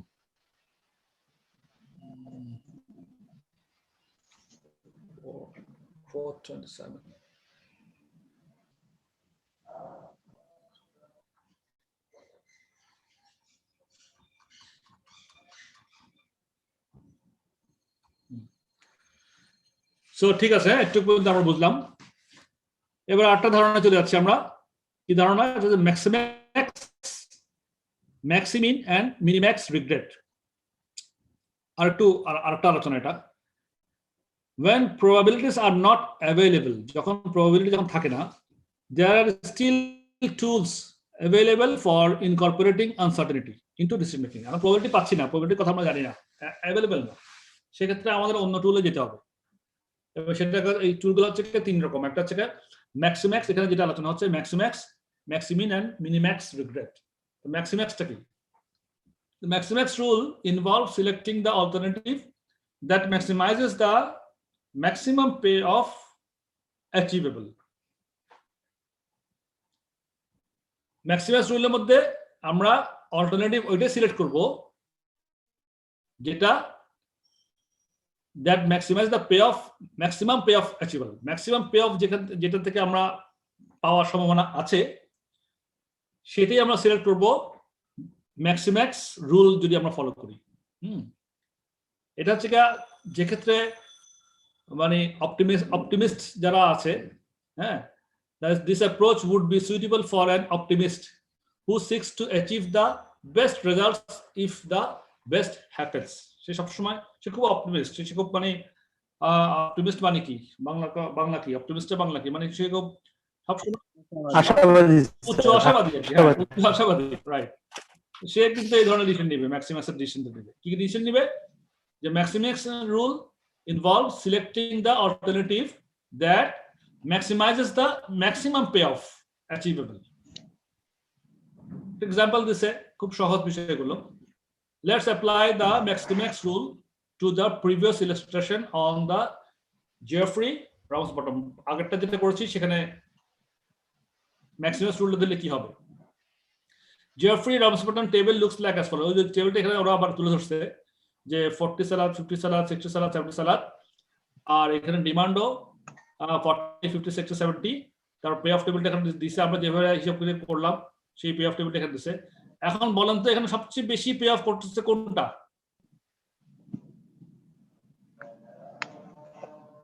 এই টেবিল থেকে বলেন, এই টেবিল থেকে বলেন সবচেয়ে বেশি পে অফ করতেছে কে?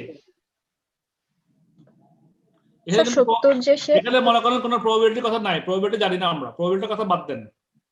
হ্যাঁ, শুধু একটু কাছে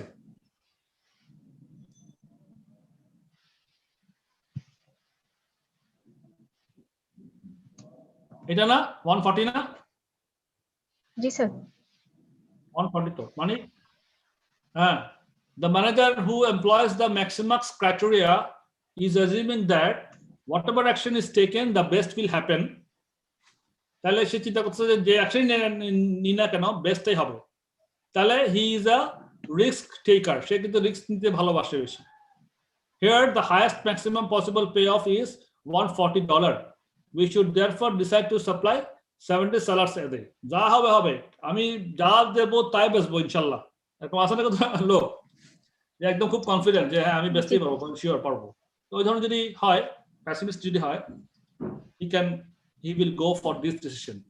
70 sellers এর জন্য সে সাপ্লায়ার জন্য সে চিন্তা করবে তখন। এই হচ্ছে আপনার ম্যাক্সিমাক্সের একটা এক্সাম্পল।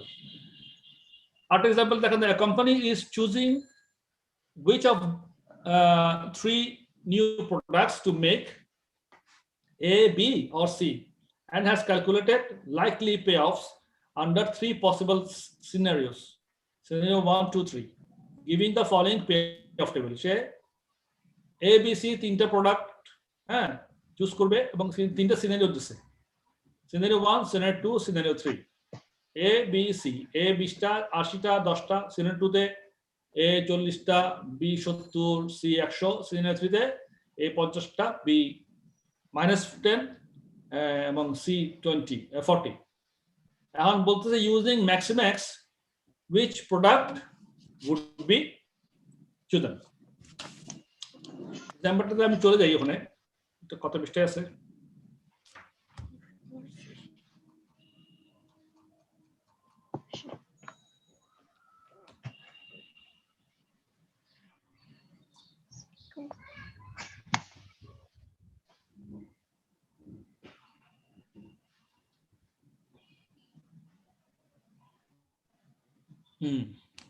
এখানে আছে।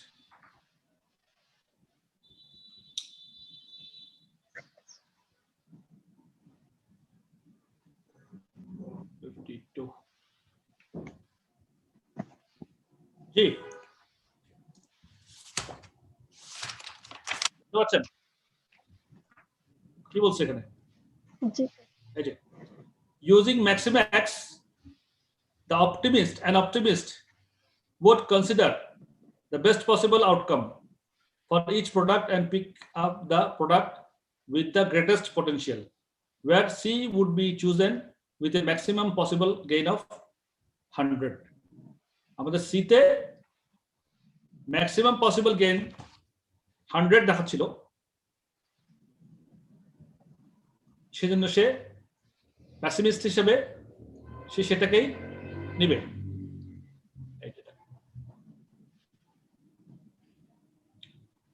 সিনারিও 1, 2, 3 ABC, এখানে দেখেন সবচেয়ে বেশি পে অফ করতেছে, এটা পে অফ টেবিল, তো পে অফ টেবিলের মধ্যে সবচেয়ে বেশি পে করতেছে আমাকে 100।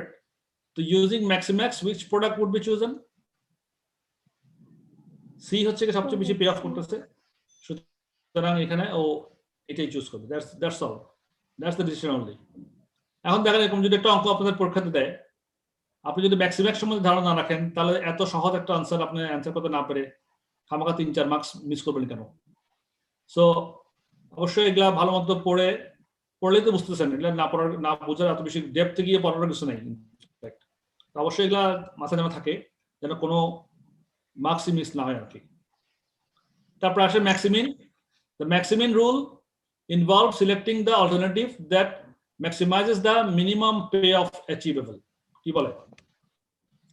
Maximin রুলটা involves selecting the alternative, ওই alternative সিলেক্ট করব যেটা that maximizes the minimum payoff achievable. Minimum payoff minimum pay off যেগুলো দিকে দিবে, হ্যাঁ, কোনো রিস্ক ছাড়া, তার মধ্যে যেটা যেটা সবচেয়ে বেশি পে অফ করবে সেটাকে আমরা দেবো। This approach would be appropriate for a pessimist who seeks to achieve the best results if the worst happens. মানে কি, মনে করেন 4-5টা আমাদের অপশন আছে, তার মধ্যে একেবারে খারাপ অবস্থাতে কোন কোন অপশন, 5টা অপশনের মধ্যে খারাপ অবস্থা কি রেজাল্ট, ওই খারাপগুলোর মধ্যে সবচেয়ে বেস্ট কোনটা সেটা বের করে। এই এক্সাম্পলটার মধ্যে তাই দেখতে পাবেন। এখানে একই এক্সাম্পলটা প্রবাবিলিটি ডিমান্ড সাপ্লাই দিচ্ছে 40 50 60 70, 40 50 60 70, ওই আগের পে অফ টেবিলটা এখানে দিচ্ছে 80 140, যেটা আমরা আগে দেখছি একটু আগে। If we decide to supply 40 sellers, the minimum payoff is $80. If minimum হচ্ছে 80. If we decide to 40 sellers, the minimum payoff is $80. If we decide to supply 50 sellers, the minimum payoff is $0. If we decide to supply 60 sellers, the minimum payoff is -80. And if we decide to supply 70 sellers, the minimum payoff is 160. তাহলে highest minimum payoff arises from supplying 40 sellers. Highest minimum payoff. 80, 0, -80, -160. এগুলোর ভিতরে worst কেসের ভিতরে best possible result হচ্ছে এই 40 seller supply দিলে কোনো risk নাই। সাপ্লাই আবার ডিমান্ড যা দিব আমার $80 একই রকম হয়ে গেল, ফুল হয়ে গেল। তাহলে সেক্ষেত্রে এটা হচ্ছে মিনিম্যাক্সের ম্যাক্সিমিনের এক্সাম্পল। ঠিক আছে, এখন বলেন using the information from example 3, এই যে এক্সাম্পল 3 যে ইনফরমেশন আছে, apply the maximin rule to decide which product should be made.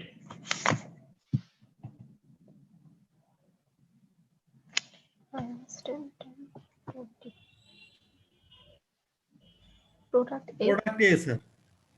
So product A. Product A would be chosen in a minimum pay of কত 20 না 20 compared to minimum payoff of -10. -10 I will be getting for product B and 10 for product C. Product C এর মধ্যে সবচেয়ে কম হচ্ছে 10, product B সবচেয়ে কম হচ্ছে -10, product A সবচেয়ে কম হচ্ছে 20। তাহলে এই তিনটা প্রোডাক্টের মধ্যে ওয়ার্স্ট কেসের মধ্যে বেস্ট হচ্ছে প্রোডাক্ট A, শ্রেণী 1 এর প্রোডাক্ট A 20টা উৎপাদন করা। এই তো বিষয়টা। জি স্যার। এটা হচ্ছে ম্যাক্সিম্যাক্সের উদাহরণ। ঠিক আছে, ম্যাক্সিমিন। এবার আরেকটা রুল, আমরা 3টে রুলের কথা বলেছিলাম এখানে। একটা হলো যে আমাদের ম্যাক্সিম্যাক্স, একটা হচ্ছে ম্যাক্সিমিন, একটা হচ্ছে কি লাস্ট একটা maximax maximax regret. Maximax regret rule. Regret মানে কি? রিগ্রেট মানে বলুন তো কি? আমরা অনেক সময় দুঃখ প্রকাশ করি না, রিগ্রেট করি না যে ভাই দুঃখ প্রকাশ করতে সরি পারতেছি না, আনতেন ওই ধরনের মিনিং আর কি। Maximax regret strategy is the one that minimizes the maximum regret. Maximum regret মানে আমরা যতটুকু রিগ্রেট করে দিচ্ছি, ছেড়ে দিচ্ছি, সেটাকে মিনিমাইজ করা। তাহলে minimax regret strategy is one that minimizes the maximum regret. It is useful when probabilities for outcomes are not available or where the investor is risk averse and wants to avoid making a bad decision. It is useful when probabilities for outcomes are not available. Probability যখন থাকে না, or where the investor is risk averse and wants to avoid making a bad decision. সে রিস্কই নিতে চায় না, wants to avoid bad decision. Essentially, this is the technique for a sore loser who does not wish to make the wrong decision. সে কত রং সিদ্ধান্ত নিতেই চায় না। Regret in this context is defined as the opportunity loss through having made the wrong decision. আমার রং ডিসিশনের কারণে যে opportunity লসটা করলাম সেটাই হচ্ছে রিগ্রেট। অপরচুনিটি লস সম্বন্ধে আপনারা জানেন অপরচুনিটি লস সম্বন্ধে কি বলতো একটা উদাহরণ দিয়ে কেউ বলতে পারবেন what is opportunity loss it's very vital for আমাদের জন্য খুব ইম্পর্টেন্ট কস্ট অ্যাকাউন্টেন্টের জন্য হোয়াট ইজ অপরচুনিটি লস কেউ কি বলবেন একটু অপরচুনিটি লসটা কি সিম্পল ভাষায় বললেও চলবে স্যার দুইটা অল্টারনেটিভের মধ্যে বলেন একটা অল্টারনেটিভ চুজ করার ফলে অন্য আরেকটা অল্টারনেটিভের যেটা মানে প্রফিটটা পাওয়া যায় না সেটা হচ্ছে sir opportunity loss education related একটা এক্সাম্পল দিব স্যার হ্যাঁ আবার বলেন এডুকেশন রিলেটেড একটা এক্সাম্পল দিব দেন এরকম স্যার সি এর স্টুডেন্ট যারা থাকে তারা তো আর্টিকেলশিপের জন্য একটা ফার্মের সাথে ইনভলভ হয় সে ওইখানে একটা যে অ্যামাউন্টটা পায় এটা খুবই কম কিন্তু অন্যান্য জায়গায় যদি সে চাকরি করতে এটা চেয়ে 2 গুণ বা 3 গুণ বেশি অ্যামাউন্ট পাইতো একটা সুবিধার জন্য সে কিন্তু একটা সুবিধা এখানে করলো ছেড়ে দিল রাইট ফাইন ওকে তাহলে মোটামুটি অপরচুনিটি লস সম্বন্ধে আমাদের ধারণা আছে থ্যাংক ইউ তাহলে রিগ্রেট হচ্ছে in this context is defined as the opportunity loss through having made by wrong decision তাহলে আপনি যেটা বললেন যে সিএ এবং যেই এটা করলেন বা আরেকজন যেটা বললো ওইটা কিন্তু একটা রং ডিসিশন কিনা রাইট ডিসিশন সেটা তো অনেক কিছুর উপর নির্ভর করবে সেটা বোঝা না কিন্তু এই ক্ষেত্রে বলতেছে রং ডিসিশনের কারণে যদি কোনো অপরচুনিটি লস হয় সেটাকে কতটুকু লস হলো সেটা রিগ্রেট কনটেক্সট থেকে হিসাব বের করা এক্সাম্পলটা দেখি following up from the pay off table example Jeffrey Ramsbottom's table looks as follows ওই একই টেবিলটা আমাদের এখানে আবার ওরা দিছে এখন বলতেছে if the minimax regret rule is applied minimax regret rule is applied to decide how many salads should be made each day we need to calculate the regrets regret কত করলাম সেটা আমাদেরকে তখন ক্যালকুলেশন করতে হবে this means we need to find the biggest payoff for each demand row প্রত্যেকটা demand rho জন্য biggest payoff আমাদেরকে আগে বের করতে হবে then subtract all other numbers in this row from the largest number তারপর অন্যান্য রো এই রোর অন্যান্য গুলোকে ওটা থেকে বাদ দেব বিয়োগ করব for example if the demand is 40 salads we will make a maximum profit of 80 if they all sell if we had decided to supply 50 salads we would achieve a nil profit এই যে nil profit 50 দিলে nil profit পাচ্ছি the difference or regret between that nil profit and the maximum $80 achievable for that row is 80 the difference or regret করতেছি না difference হচ্ছে কি regret between the nil profit and the maximum of 80 achievable for that row is $80 0 minus 80 তাহলে $80 হচ্ছে regret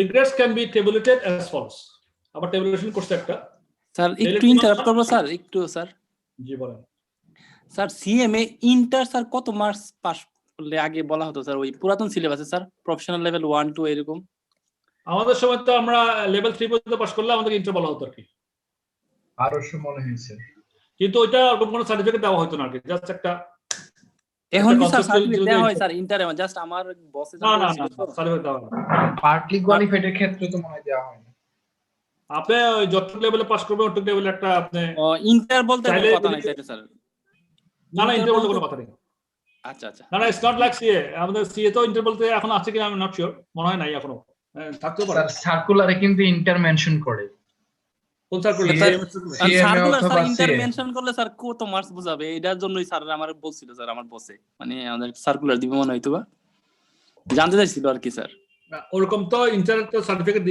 দেওয়া হয় না সুতরাং আপনি তারপরে আমরা ধরা হয় যে লেভেল 3 প্রথম লেভেল পাস করলে মোটামুটি ইন্টার ধরা হয় স্যার আমাদের ক্ষেত্রে স্যার লেভেল 3 পাস করলে কোনো সার্টিফিকেট এরকম দিবে না প্রফেশনাল একটা দিতে পারে যে আপনি লেভেল 1 2 3 বা এখন তো যে বিজনেস লেভেল নলেজ লেভেল হবে না নলেজ লেভেল বিজনেস লেভেল তারপর কি প্রফেশনাল লেভেল না পার্টলি আমি কোয়ালিফাইড যদি জানি 1200 লেভেল শেষ করার পর ওটাকে ইন্টার বলা হয় এখনো 1200 আগে না, সিলেবাস না। আপু কি 1200 কি স্যার টু লেভেল প্রফেশনাল আগে লেভেল 2 না সিলেবাসের নাম ছিল ইন্টার, কিন্তু এখন যখন জব সার্কুলারে দেওয়া হয় 1200 লেভেল যেটা কমপ্লিট, অর্থাৎ অপারেশন লেভেল শেষ করার পরে ওটাকে ইন্টার হিসেবে ওরা কাউন্ট করে, হ্যাঁ, হ্যাঁ। আগের নামটা ইউজ করে, অপারেশন লেভেলটাকে হিসাব করে আর কি। অপারেশন লেভেল পাস করলে ইন্টার সার্টিফিকেট আপনি ইন্টার পর্যন্ত পাস করছেন, কোনো সার্টিফিকেট আমাদের থেকে এখানে ইস্যু করা হয় না। আপনি না স্যার, ইন্টারমিডিয়েট পাস মার্কশিট দেয় এটা। স্যার একটা সার্টিফিকেট না marketing দিলেও দেয়। অপারেশন লেভেল পাস থাকলে স্যার ইন্টার পাস বলা হয়, মানে লেভেল ধরা 3। যায়, ধরা যেতে পারে এক্স্যাক্টলি। আর স্যার এমনি এই যে সার্কুলারে স্যার হচ্ছে ইয়ে থাকে ওই পার্টলি কোয়ালিফাইড, স্যার সেক্ষেত্রে কি যে কোনো একটা পার্ট কমপ্লিট হইলে হয়? যেকোনো একটা, হ্যাঁ যেকোনো একটা অফকোর্স দিবেন, হ্যাঁ কি বলেন আপনি, অবশ্যই দিবেন। পার্টলি কোয়ালিফাইড আপনি লেভেল প্রথম লেভেলটা কি নলেজ লেভেল না? নলেজ লেভেল না, knowledge level sir, knowledge knowledge level, level, business level, operation level, management level, strategic level না। যে লেভেলে পাস করবেন আপনি লিখবেন যে আমি knowledge level fully complete knowledge level qualified, knowledge level partly qualified with partly qualified knowledge level completed এভাবে লিখে দিবেন। আর আপনি ইন্টার অপারেশন লেভেলে সিভি যখন তৈরি করবেন, সিভিতে তো আপনি নিজেকে নিজের মার্কেটিং যত বেশি করবে তত তো ভালো। যা আছে না আছে, যা নাই, যা করতে না আগে সেগুলো নিয়ে আসবে সিভিতে। আচ্ছা স্যার, এখানে একটা বিষয় স্যার জানতে চাচ্ছিলাম যে সিভির যেহেতু চাকরির কথা আসলোই স্যার, পুরাতন কোম্পানির কি ইনকোয়ারি করা হয় জয়েনের ক্ষেত্রে? হ্যাঁ অবশ্যই করা হয়, এইচআর ডিপার্টমেন্ট করে এগুলো। এটা কি ওরা একটা মিউচুয়াল করে কমিউনিকেশন, না এটা কোন লেভেল থেকে করা হয় স্যার? মিড লেভেল থেকে না টপ লেভেলে? এটা এইচআর ডিপার্টমেন্ট থেকে চাইলে মানে ইনকোয়ারি করতেও পারে, নাও করতে পারে। এখন আপনি মনে করেন আপনার সিভিতে বিভিন্ন কোম্পানির নাম দিলেন, ওরা কিন্তু ডেফিনেটলি আপনাকে খোঁজ না নিয়ে তো আপনাকে চাকরি দিতে চাইবে না স্যার। অনেক সময় কিন্তু কোম্পানিতে আমাদের ভালো থাকে অনেক কোম্পানির সাথে। আমি একটু অ্যাড করতে পারি না, এখন আর অ্যাড করেন না, আমরা মূলধারা থেকে চলে যেতে চাই না, আমাদের সময় থাকবে না। আমি ক্লাস শেষ করি, তারপর ইনশাআল্লাহ আলোচনা করব, ঠিক আছে? স্যার আপনাকে মেইল করছিলাম স্যার, কিন্তু স্যার ওই যে ওই শীটগুলোর ব্যাপারে স্যার আমি মেইল পাইনি, আর আমি চেক করি। ইনফ্যাক্ট আমি কালকে থেকে আমি খুব ব্যস্ত ছিলাম, আমি খুবই বিজি ছিলাম। আচ্ছা আমি চেক করে দেখবো। Okay, let's come back to our main objective. আমাদের তো সময় খুলতে পারি না, আমি খুবই আপনাদেরকে ডেপথে বোঝাতে চেষ্টা করি, পরে আবার সময়ও খুলো না। আমি চলে যাচ্ছি ইনশাল্লাহ। পরে আমরা ক্লাস শেষে আমরা দরকার হলে আরেকটা সেশন করবো, কোনো অসুবিধা নেই। কিভাবে আপনার চাকরিতে যাবেন, কিভাবে সিভি লিখবেন, কিভাবে আপনারা ইন্টারভিউ ফেস করবেন, কি অ্যাটিটিউড থাকবে, ইনশাআল্লাহ আমি সময় থাকলে আপনার সঙ্গে প্রফেশনাল অ্যাকাউন্টেন্টদের সিভিটা কি রকম হয় যদি একটা ফরম্যাট দেওয়া যায় ভালো হয়। বলবো ইনশাআল্লাহ বলে দেবো। So let's come to the point first. আমরা এটা শেষ করি। এখন কোথায় ছিলাম? For example, if the demand is 40 salads, we will make a maximum profit of 80 if the all sell. If we had decided to supply 50 salads, we would achieve a nil profit. Difference of regret between the nil profit and the maximum $80 achievable for that row is 80. এখন regrets can be tabulated. Tabulate করছে ওরা, ওগুলাকে বিয়োগ করে 40 সালাদের মধ্যে 80 এভাবে করে ওরা সাজাইছে। 40 সালাদ, 50 সালাদ, 60 সালাদ, 70 সালাদ, আর সাপ্লাই অফ 50, 40, 50, 60, 70, রিগ্রেট কত টাকা হলো। যেমন দেখেন রিগ্রেট এখানে 40টা সালাদ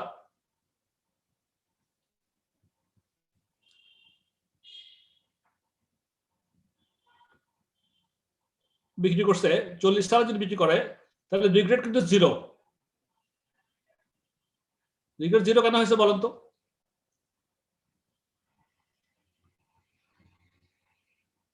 $80 লাভ। হ্যাঁ, 40 টাকা বিক্রি করলে পে অফ টেবিলে দেখাচ্ছে $80 লাভ। কোনো রিগ্রেট হয়েছে এখানে? কোনো কিছু মিস করছি আমরা? অপরচুনিটি লস হয়েছে কিছু? 40 সাপ্লাই 40 ডিমান্ড, কোনো অপরচুনিটি লস কি আছে এখানে?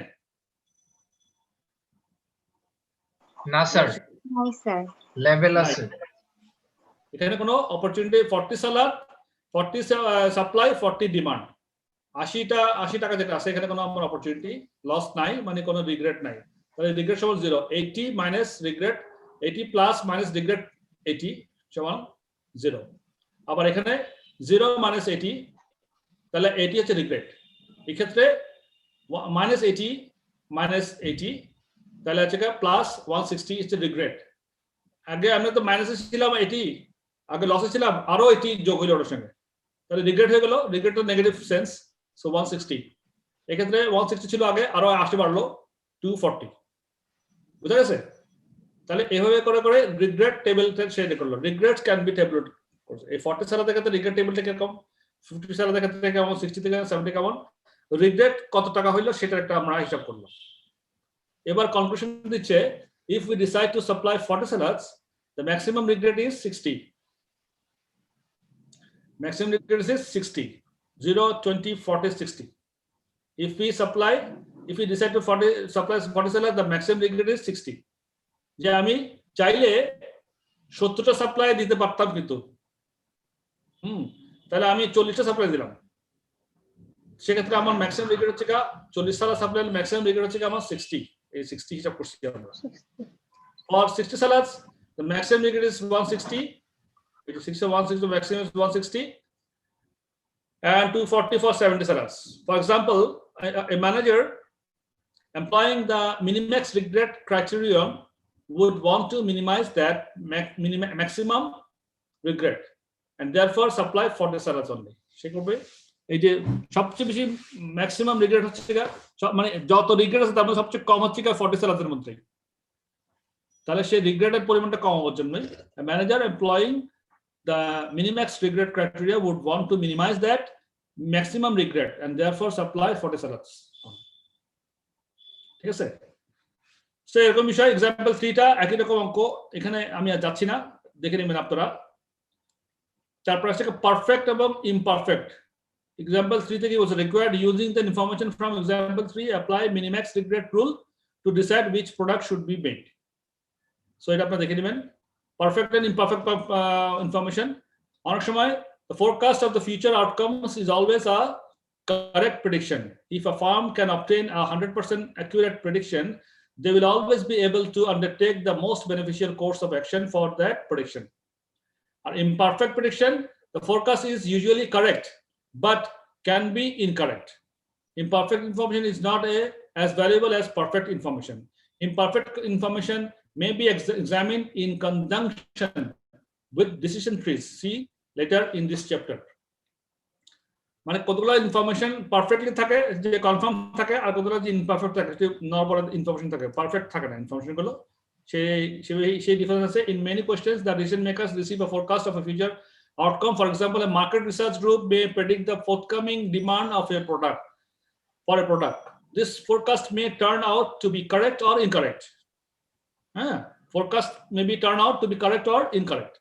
The question often requires the candidate to calculate the value of the forecast.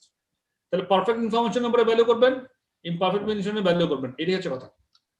The value of the information, either perfect or imperfect, may be calculated as follows: expected profit outcome with the information minus expected profit outcome without the information, with the information minus without the information. কিভাবে হয় এটা? যেমন এখানে sales demand দেখেন, a new ordering system is being considered whereby customers must order their salad online the day before.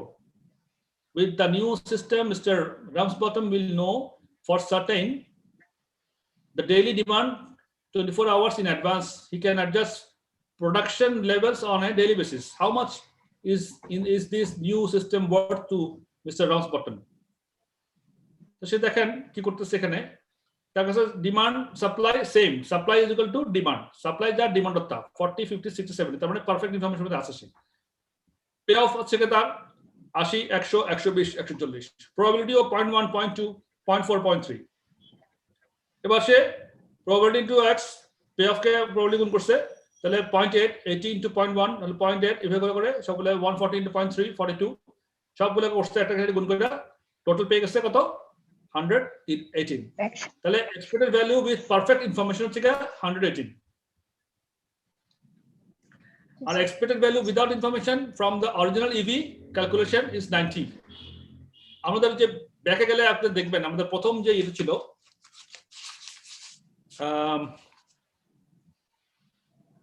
প্রথম দিকে যে information গুলো আমাদের অঙ্কগুলো করেছিলাম ওটার মধ্যে একটা জায়গাতে আপনি দেখবেন যে $90 আছে, $90 আছে, সেখানে আমি অ্যাড করতেছি না, গেলেই পাবেন। তাহলে expected value without perfect information কোনো প্রবাবিলিটি ছিল না, ইভি ছিল from the original EV calculation was $90। এই ইনফরমেশনটা আমার আগে থেকে আসছে, সেগুলো ওখানে পেয়ে যাবেন আগের ফার্স্ট ইতে। তাহলে পারফেক্ট ইনফরমেশন থেকে expected profit with perfect information minus expected profit without information, 118 minus 90, তাহলে আমার ভ্যালু অফ পারফেক্ট ইনফরমেশন হচ্ছে 28 পার ডে। এই হচ্ছে হিসাব, ভেরি সিম্পল। তারপরে following on the form of data provided in example 3, the company has made an estimate of the probability of each scenario outcome occurring as follows. Scenario 1, 2, 3, probability 20%, 50%, 30%. However, an external consultant has some information about each likely scenario and can say with certainty which scenario will arise. Calculate the value of external consultant's information. এগুলো আপনি ওই একদম মানে এটা যেভাবে করছে expected ভ্যালুগুলো বের করবেন, প্রবাবিলিটি গুণ করে, আর ওখানে unexpected without perfect information imperfect information যেগুলো সেগুলোকে যোগ করে মাইনাস করে দিলে আপনি রেজাল্ট পেয়ে যাবেন। ইটস ভেরি ইজি, কোশ্চেন এটা করবেন, এক্সাম্পল দিয়ে করবেন। তো মোটামুটি এটাই গেল আমাদের। দেন আসে decision tree and multi stage decision problems. Decision ট্রিটা হচ্ছে অনেক সময় অনেক ইনফরমেশন থাকে, ওগুলোকে একটা শাখা শাখা করে সাজানো হচ্ছে ডিসিশন ট্রি, একটা সলিউশন। আর decision tree is a diagrammatic representation of a decision problem where all possible courses of action are represented and every possible outcome of each course of action is shown. Decision trees should be used where a problem involves a series of decisions. যখন একটা প্রবলেমের মধ্যে series of decision থাকে, একটার পর একটা, একটার পর একটা, একটার পর একটা, being made and several outcomes arise during the decision making process. In some instances, it may involve the use of joint probabilities. কখনো কখনো আবার joint probability করে ওটাকে আবার বের করতে হয়, where the outcome of one event depends on the outcome of a preceding event. আগের ইভেন্টের আউটকাম যারা ছিল ওটার উপর ডিপেন্ড করে পরবর্তী ইভেন্টের কি রেজাল্ট সেটা। তো joint probabilities হচ্ছে so far only a very small number of alternatives have been considered in the examples.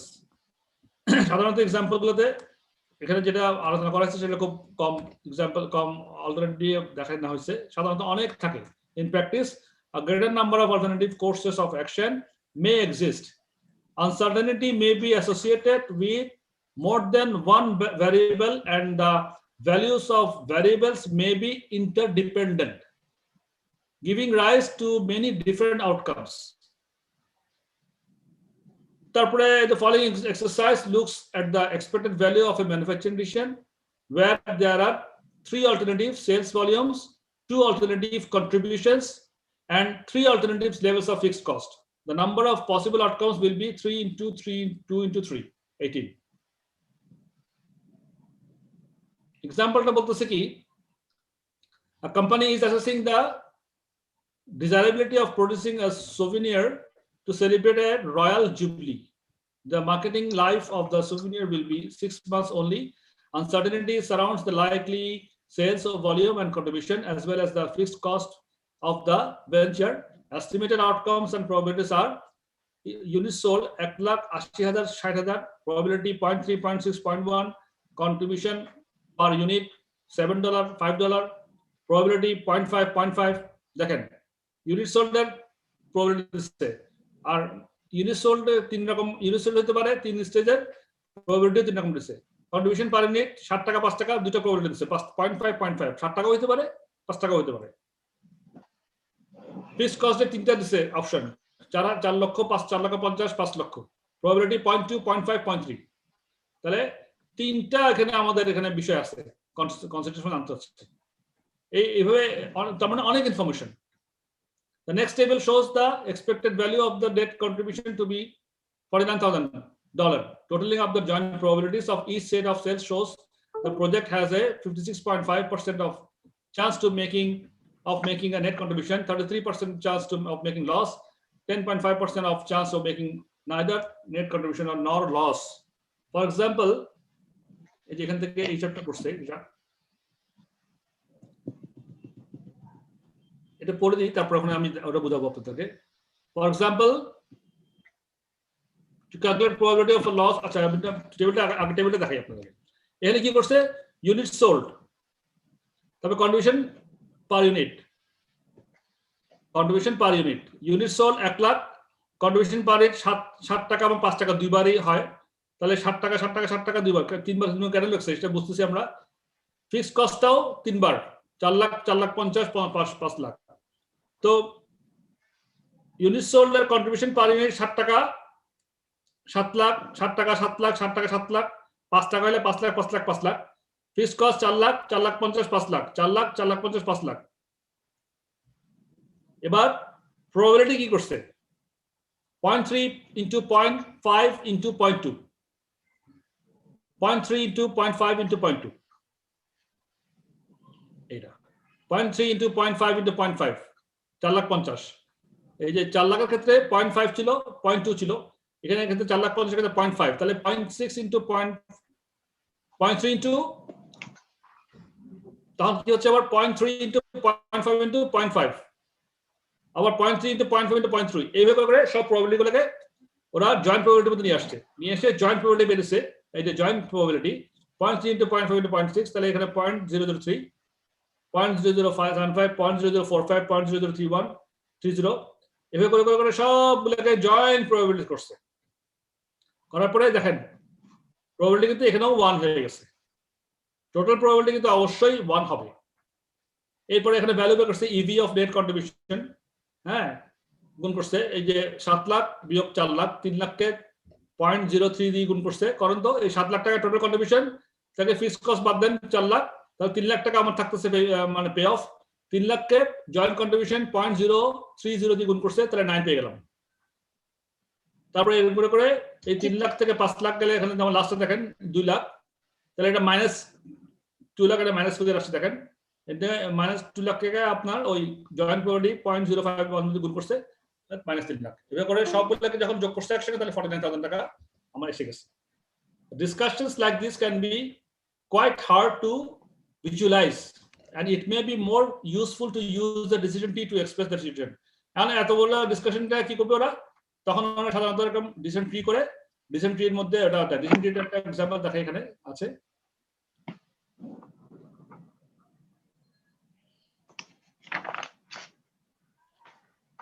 Decision ট্রিটা হচ্ছে কি, ব্রিফলি বলি, আজকে সময় একদম শেষ হয়ে আসছে। এখানে ডিসিশন ট্রির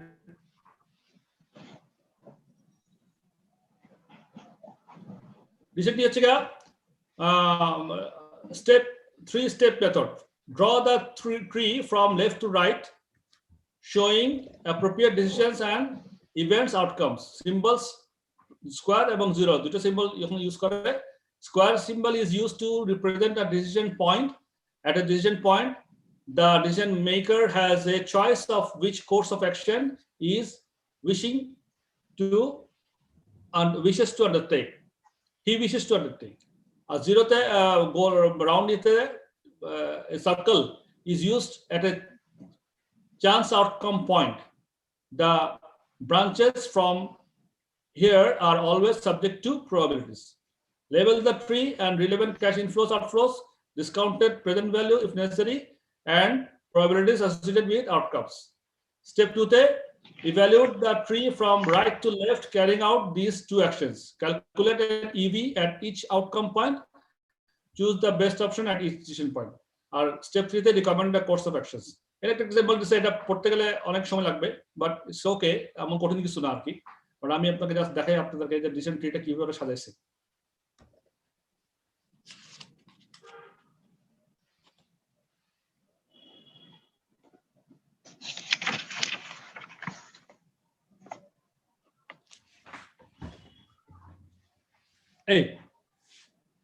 এরকম করে ওরা এখানে এক্সাম্পল মধ্যে দেখবেন যে ওরা রেজাল্ট চাচ্ছে, যদি একটা অয়েল কোম্পানির অ্যাডভার্টাইজমেন্ট দিছিল, ওরা অয়েল কোম্পানির এক্সাম্পল দিছিল, যেখানে যদি অয়েল পায় তাহলে 150 ওদের $150,000 লাভ হবে। ফাইন্ড অয়েল 150, এখানে একটা ডিসিশন, এখানে একটা ডিসিশন। এই ডিসিশনগুলো, তারপরে কি হবে এরকম ডিসিশন এভাবে সাদা সাদা সাদা, যেটা একটা ট্রির দেখতে ট্রির মতো। তারপরে এখানে করার পরে দেখা যাচ্ছে the company should undertake geological test. ওটা এক্সাম্পলটা পড়লে বুঝবেন। The test indicate that oil is একটা ডিসিশন দিছে আর কি, the strategy will maximize expected returns. এভাবে সাজানো, এভাবে ট্রি আকারে সাজানো হয় ডিসিশনগুলোকে, কোনটা হলে কোনটা, কোনটা হলে কোনটা। যেমন এখানে 150 অয়েল, $150,000 ইনকাম, এটার প্রফিট হচ্ছে 0.8, তাহলে 0.8 দিয়ে 150 গুণ করছে 120 হচ্ছে। আর নো অয়েল হলে 0.2 লস, এটা লাগবে না। আবার যদি 120 হয় তাহলে আবার $50 ড্রিলে যেতে হবে, তাহলে 120 - 50 তাহলে 70 আসলো। আর অথবা সে সেল করে দিতে পারে রাইটটা, তাহলে $65 সে ইনকাম করলো। এই ধরনের করে করে সে সিদ্ধান্তগুলোকে সাদায়া একটা সিদ্ধান্তগুলোকে উপস্থাপন করে, এটাকে বলা হয় ডিসিশন ট্রি।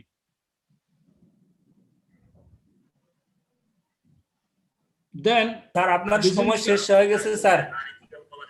এই যে 2 মিনিট সময় দেন। লাস্ট হচ্ছে কি আমাদের sensitivity analysis. Sensitivity analysis takes each certain factor in turn and calculates the change that would be necessary in factor of before original decision is reversed.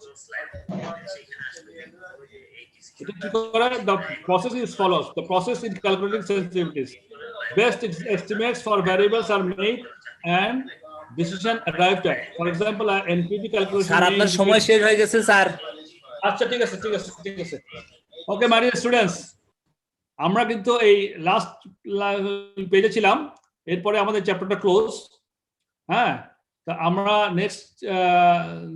Next দিনে আমরা কিন্তু important একটা চ্যাপ্টারে চলে যাব। আপনারা এই চ্যাপ্টার দুটা আমাদের একটু বেশি থিওরিটিক্যাল ছিল, বাট ইটস ওকে।